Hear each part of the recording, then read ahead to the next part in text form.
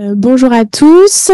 Nous allons vous présenter notre travail sur la question de l'évasion et de la présence en milieu carcéral, qui est donc à l'origine de mon travail de thèse dirigé par le professeur Antoine Bioy, qui s'intéresse à l'hypnothérapie dans la prise en charge des patients ayant un trouble de la personnalité psychopathique en milieu carcéral. Mais je vais laisser ma collègue commencer cette intervention. Bonjour, donc je suis Marion Perrault, je suis psychologue, hypnothérapeute dans une unité sanitaire en établissement pénitentiaire. Donc pour commencer, nous allons vous proposer une expérience de visualisation. Alors, quelle approche thérapeutique utiliser avec une personne qui peut sembler si loin de l'humanité? Comment faire cette rencontre au-delà de la peur et de l'impuissance ressentie? Et c'est pour apporter des éléments de réponse à ces questions que nous posons dans notre quotidien que nous avons élaboré cette recherche. L'introduction de l'hypnose dans notre partie clinique nous a apparu comme une ouverture pour voyager hors de ces murs et sortir de ces impasses. Maintenant, vous pouvez rouvrir les yeux pour ceux qui les avaient fermés. Je vais vous parler un peu plus de l'hypnose. Donc, l'hypnose, pour nous, nous a vraiment apparu comme la proposition d'un espace de liberté dans cet enfermement physique et psychique. Antoine Bioy propose de définir l'hypnose comme un mode de fonctionnement psychologique par lequel un sujet, en relation avec un praticien, fait l'expérience d'un champ de conscience élargi. L'hypnose est donc un état de conscience modifié, la transe, mais aussi une modalité relationnaire singulière. Et dans ce contexte de l'enfermement, un autre mot semble bien définir l'hypnose, la liberté. Rouston nous dit que parler de la liberté n'est qu'une autre manière de parler de l'hypnose ou de la définir. Pour nous, elle ouvre des espaces pour le patient comme pour le thérapeute. Et quoi de mieux d'ouvrir une porte ou une fenêtre pour respirer un moment, découvrir d'autres comportements, d'autres solutions et expérimenter un ailleurs quelques instants. Mais est-ce qu'il est si simple de faire de l'hypnose avec les personnes incarcérées, notamment les psychopathes réputés manipulateurs et incurables? On va vous présenter brièvement quelques éléments sur la psychopathie. Donc, c'est un concept qui a beaucoup évolué au fur et à mesure des années et qui reste encore aussi aujourd'hui sujet à débat. En effet, la psychopathie pose beaucoup de questions autour de la définition, du diagnostic, de l'évaluation, mais aussi de la prise en charge éducative ou thérapeutique. De plus, chacun peut être influencé par tout ce qui est véhiculé par l'imaginaire collectif autour des psychopathes qui peuvent faire peur autant qu'ils fascinent. On peut nous s'en rendre compte avec toutes les séries, tous les films, tous les romans qui mettent en scène des psychopathes. Et ceci montre déjà les différentes formes que peut prendre la psychopathie, la violence extrême, les difficultés d'intégration sociale ou au contraire, la réussite sociale, la séduction. À préciser qu'il n'est pas possible de réduire, voire de définir la psychopathie aux actes délictuels. Donc, la rencontre avec ces patients nous a permis également de prendre la mesure des traumatismes précoces, des parcours de vie empreints de carence et de maltraitance. Corbobès écrit « Il n'y a pas de psychopathe sans une histoire. La psychopathie naît du traumatisme, de la carence et de la désorganisation précoce, deuil, abandon, accident. » Ces aspects nous permettent alors de rencontrer l'être humain, de mieux comprendre ce fonctionnement par l'agir et ainsi de dépasser la sidération face aux actes commis et de pouvoir envisager des soins psychiques. Donc au niveau de la thérapie des psychopathes, actuellement, il n'y a pas encore réellement de preuves selon lesquelles un traitement particulier permettrait une amélioration à long terme. La psychopathie est reconnue par plusieurs auteurs comme étant difficile, voire impossible à traiter. Et l'aspect incurable de ce trouble de la personnalité renvoie souvent le clinicien à un vécu d'impuissance. D'autres chercheurs postulent même que non seulement l'état de certains patients ne s'améliore pas, mais que le développement d'habiletés relationnelles au travers de la thérapie les rendrait de meilleurs manipulateurs et exploiteurs et donc aggraverait les troubles. Donc, une des difficultés principales porte sur l'alliance thérapeutique, qui est une variable importante.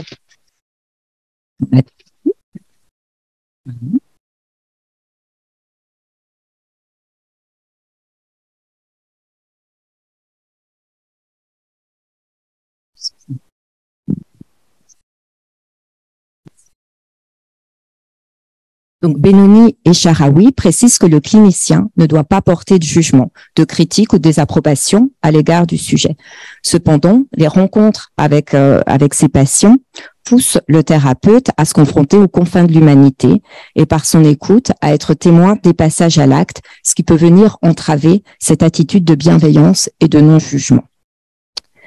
Donc, lorsqu'on a commencé à utiliser l'hypnothérapie en milieu carcéral, on a observé les bénéfices exprimés par certains patients incarcérés et nous avons réfléchi à comment proposer l'hypnose aux personnes psychopathes. Donc, quelle forme peut-elle prendre et avec quels objectifs?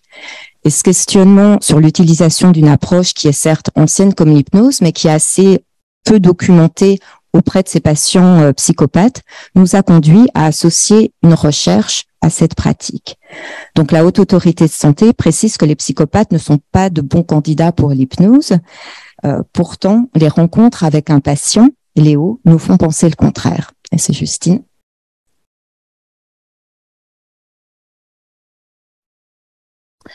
L'hypnose avec Léo s'est présentée assez tardivement comme un outil envisageable pour tout ce qu'on a décrit auparavant. La complexité des rencontres, l'inauthenticité possible, sans doute le manque de confiance aussi dans notre pratique à certains moments. Pour nous, l'hypnose nécessitait une confiance dans la relation. Alors, hypnose et psychopathie semblaient quand même bien contradictoires. La première séance s'est déroulée après quelques mois de prise en charge. Léo se présente et exprime de grandes difficultés de sommeil et de céphalée. Nous identifions que ces symptômes apparaissent après l'annonce de sa reconstitution. Se pourrait-il que Léo soit angoissé à l'idée de reproduire les gestes qui l'ont mené en prison?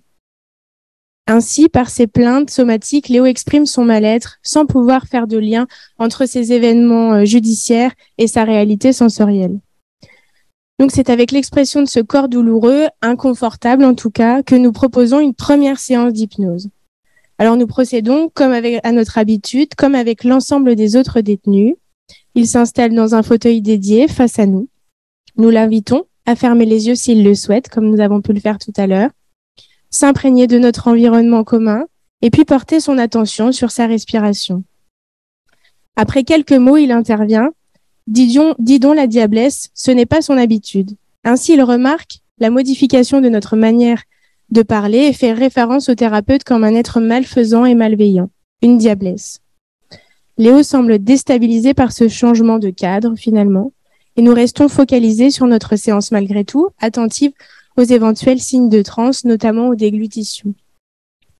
Après quelques minutes, il prend la parole. « J'ai un gros problème, un mal de tête énorme. » Et il nous explique que l'exercice est plus possible pour lui.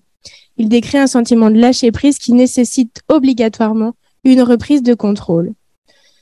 Malgré tout, nous le remercions de sa confiance, de l'effort fourni d'avoir essayé, et soulignons ainsi l'investissement dans sa prise en charge. La semaine suivante, nous questionnons son vécu de cette première séance. Il dit avoir été apaisé un temps, puis rattrapé par la réalité de la détention, et notamment, il accentue beaucoup sur le bruit qu'il peut y avoir dans notre bureau pendant les séances. Il ne supporte pas l'idée de fermer les yeux devant une autre personne non plus, qui pourrait le regarder, et ainsi semble évoquer pour la première fois une forme de vulnérabilité. Les yeux fermés, je ne suis pas en sécurité, nous dira-t-il. Il ajoute néanmoins avoir apprécié ma voix, mais ne souhaiterait pas notre présence pour pouvoir lâcher prise. Il me faudrait la voix, mais tout seul, la voix me guide, c'est ça qu'il me faut.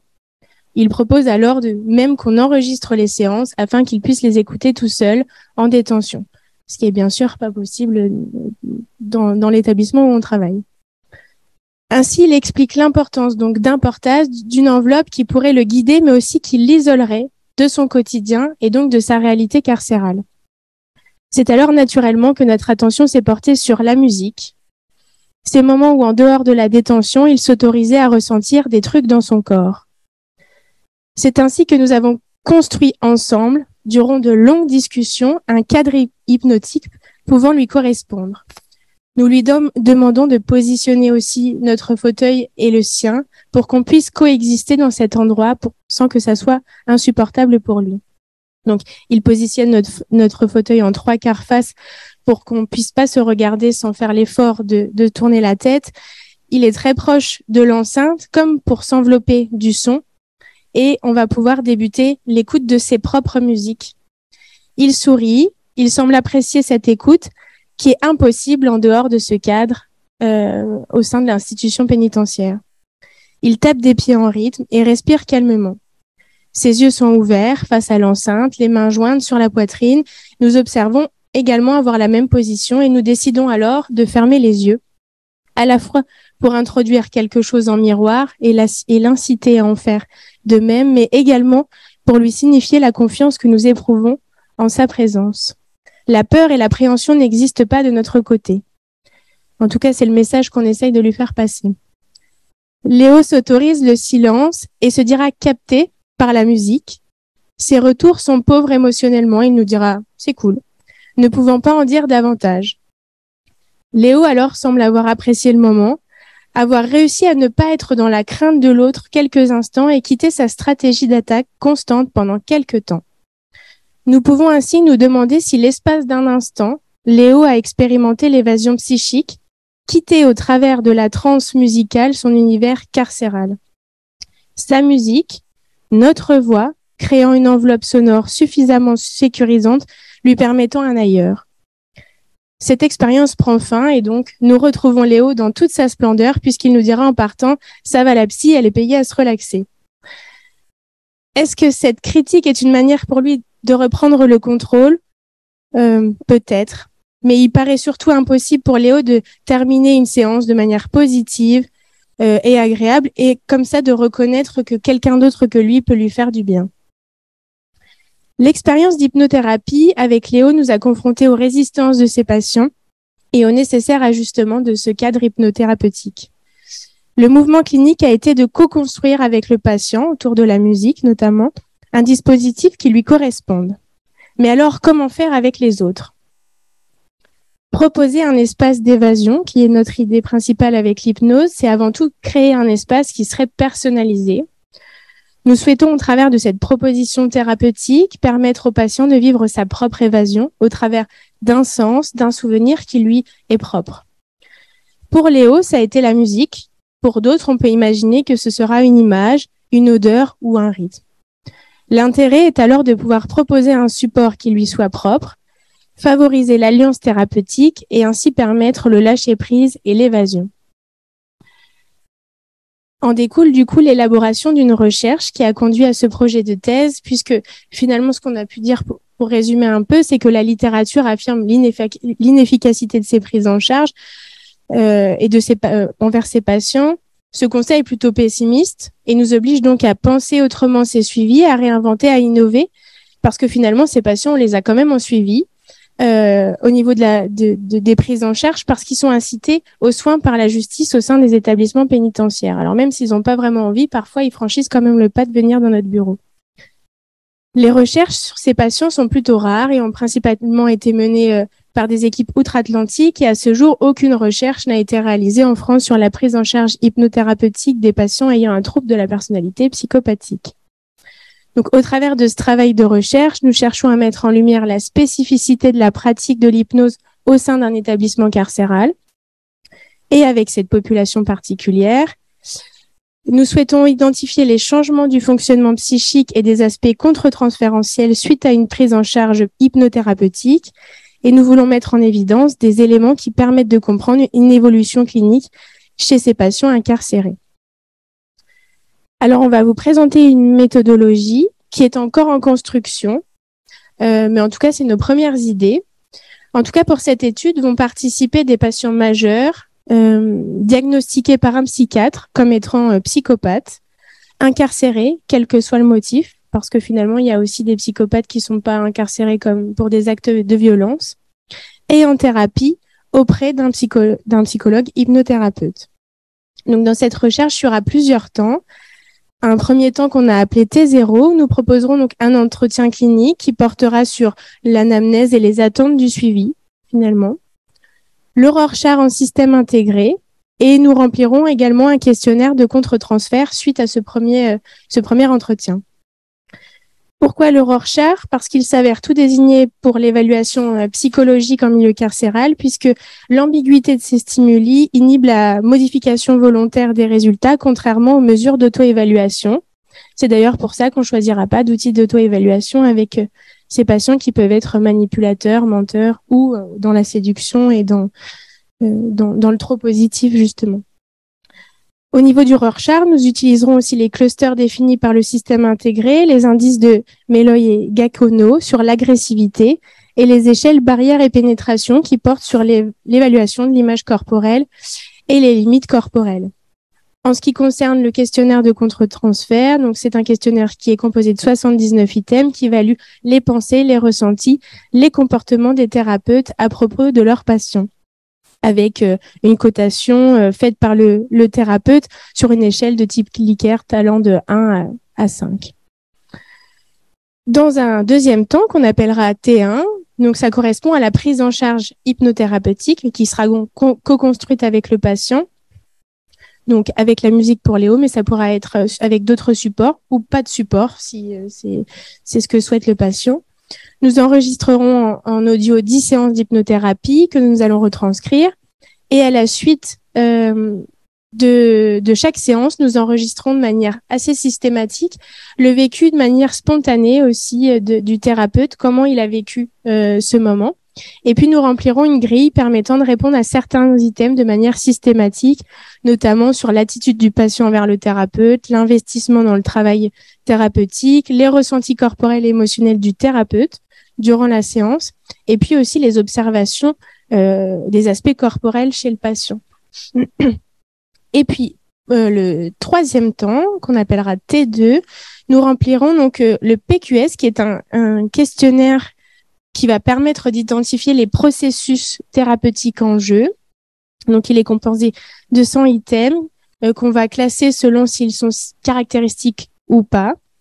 Et dans ces 100 items, ils sont encore divisés en 3 types d'items. Les éléments décrivant l'attitude et le comportement ou l'expérience du patient. Le deuxième correspond à les actions ou les attitudes du thérapeute. Et les troisièmes items, c'est la dyade, la relation entre le thérapeute et le patient. Dans le deuxième temps, nous mènerons aussi un entretien semi-directif, puis nous utiliserons à nouveau le Rorschach et le questionnaire de contre-transfert, parce que finalement, on s'attend à avoir des évolutions sur ces outils entre T0 et T2. Et l'entretien semi-structuré permettra de recueillir le point de vue subjectif du patient, son vécu des séances, les changements observés, les moments significatifs, les difficultés, la relation thérapeutique et l'investissement dans le suivi. Alors, nous avons choisi ces outils par rapport à plusieurs hypothèses qu'on a pu faire. Déjà, nous nous attendons à ce que l'organisation psychique des patients, après la prise en charge hypnothérapeutique, elle soit moins marquée par des caractéristiques psychopathologiques. Nous nous attendons à observer des modifications donc, entre T0, c'est-à-dire avant la prise en charge, et T2, après la prise en charge, concernant la mentalisation, la gestion des affects, le rapport à soi et à autrui. Et donc, c'est pour ça qu'il y aura 2 passations de Rorschach pour essayer de voir les évolutions. Nous attendons à observer, après l'utilisation de l'hypnose, également une modification du contre-transfert qui pourrait être impuissant ou critique à T0 et qui sera pour nous plus positif à T2, et donc une modification également de la qualité de la relation thérapeutique. Finalement, on pense que l'impasse de la thérapie, elle est identifiée dans le manque d'investissement du patient, mais également dans le vécu négatif du thérapeute. Et donc, nous appréhenderons ces modifications au travers également de l'entretien semi-directif, de la grille d'observation, du PQS et du questionnaire de contre-transfert. Nous postulons quand même que la co-construction d'un dispositif hypnothérapeutique individualisé au sein d'un établissement pénitentiaire favoriserait chez ces patients un vécu d'évasion, mais également un vécu de transgression symbolique de l'enfermement. Ainsi, parce que comme on a pu dire, c'est pas possible d'écouter ces musiques ailleurs que dans cet endroit. Donc c'est notre idée de transgression. La contrainte de la thérapie, donc qui serait perçue au départ, pourrait laisser place du coup à un engagement de ces patients. Et donc nous attendons à repérer dans le discours de ces patients au travers un entretien semi-dirigé qui nous permettra de comprendre leur évolution et ce qu'ils vivent dans ces séances d'hypnothérapie. Et nous aimerions identifier grâce au PQS les processus thérapeutiques spécifiques en jeu dans la prise en charge hypnothérapeutique des patients ayant un trouble de la personnalité psychopathique. On a loupé un diapo. On va vous présenter des premiers résultats, alors qui sont toujours basés aussi sur la prise en charge de Léo et d'autres qui sont sur d'autres patients. Mais comme on a pu le dire, la méthodologie est en construction, donc la phase d'expérience n'a pas encore commencé vraiment à proprement parler. La passation donc du questionnaire de contre-transfert auprès de quelques patients psychopathes incarcérés révèle AT0, donc c'est-à-dire lors du premier entretien, des contre-transferts qui peuvent être tout à fait variés.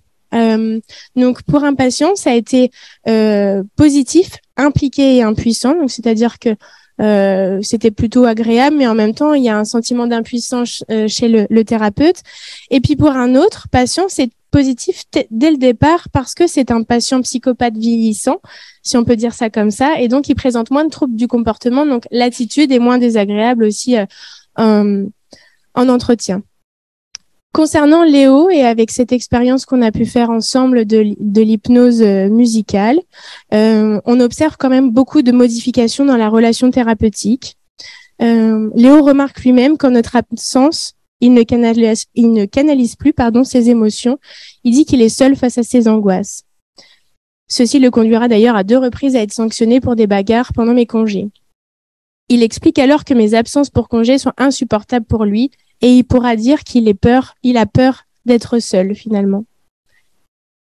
Est-ce que c'est pour trouver une responsabilité extérieure à ces débordements, ça on peut se poser la question, ou est-ce que finalement un lien de confiance pourrait s'être établi après cette prise en charge? On observe quand même se jouer un lien de dépendance dans le lien thérapeutique, mais surtout ce que peut dire Léo, c'est que malgré l'importance de notre présence, ce qui n'était pas le cas au départ, il y a quand même l'importance de cet espace, notre espace qu'on a pu construire ensemble, où il s'autorise enfin à être un peu lui-même.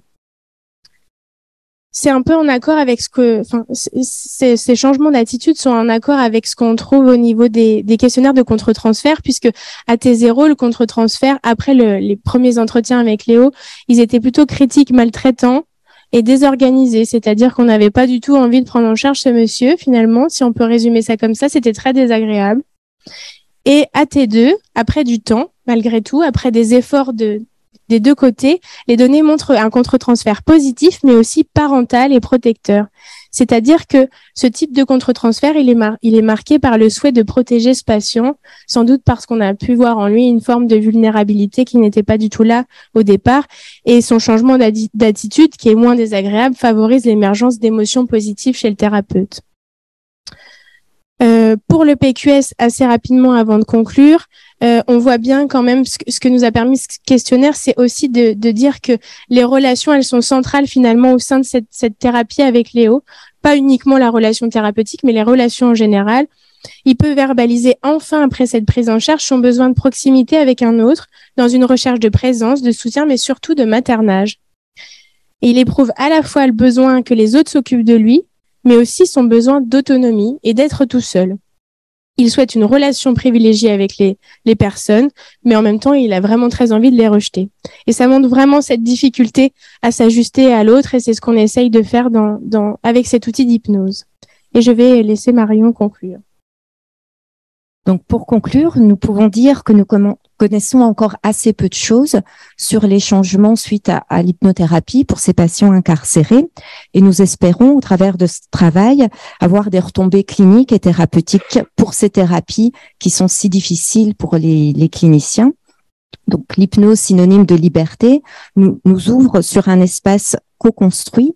Et nous postulons que c'est au travers de ce lien thérapeutique et dans une présence solide et authentique que le thérapeute pourra trouver, grâce à ses capacités créatrices, des modalités thérapeutiques nouvelles. Donc, l'hypnose nous apparaît comme un aménageur de relations, voire comme un créateur de liens. Donc, comme on vous l'a dit, cette recherche elle est encore en construction et s'appuie pour le moment essentiellement sur le travail des cliniciens en milieu carcéral. Et afin de finaliser notre protocole définitif de recherche, nous aimerions avoir le retour de chercheurs sur notre méthodologie. Et donc, si vous êtes intéressé par cette thématique de recherche, nous vous remercions de nous contacter. Merci à vous. Merci beaucoup. Juste une minute pour des questions.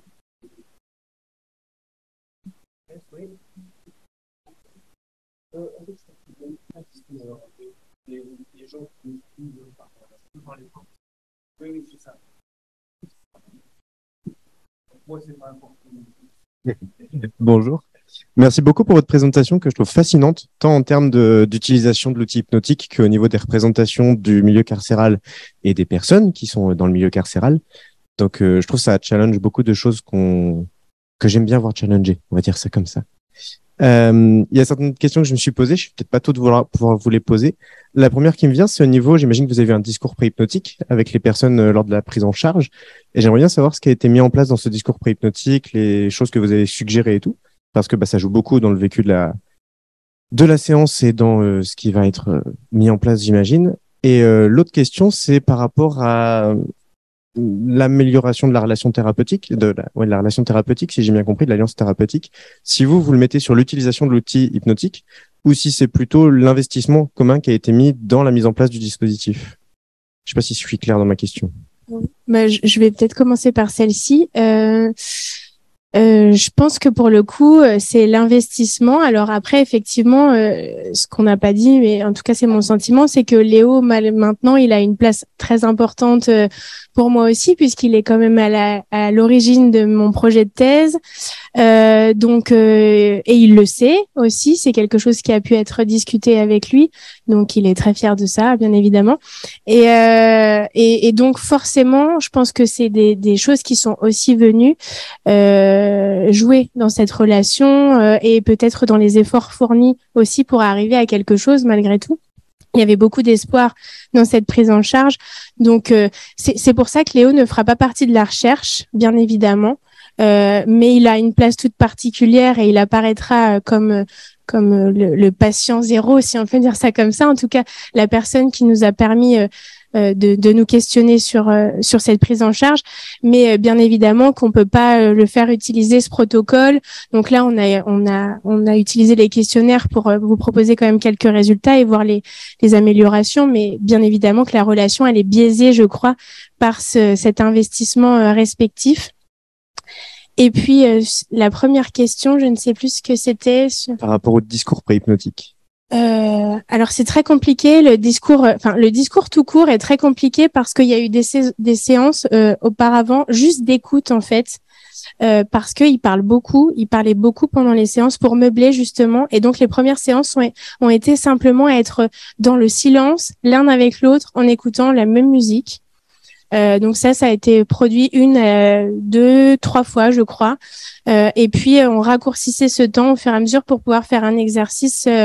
Donc, je pense qu'il n'y avait pas de discours préhypnotique, mais que c'était finalement la création d'une ambiance, de quelque chose qui permettait de se sentir bien finalement.